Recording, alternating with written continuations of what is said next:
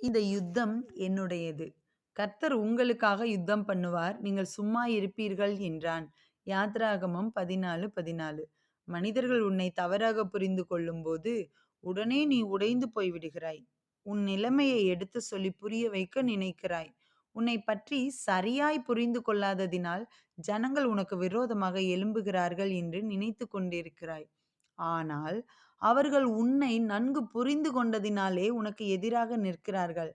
இதை நீ புரிந்து கொள்ளும்போது மட்டுமே உன்னால் தெளிவாக இருக்க முடியும். உன் நீதியை யாரும் விலக்கிக் கொள்ள மாட்டார்கள். உன் நியாயத்தை யாரும் புரிந்து கொள்ள மாட்டார்கள்.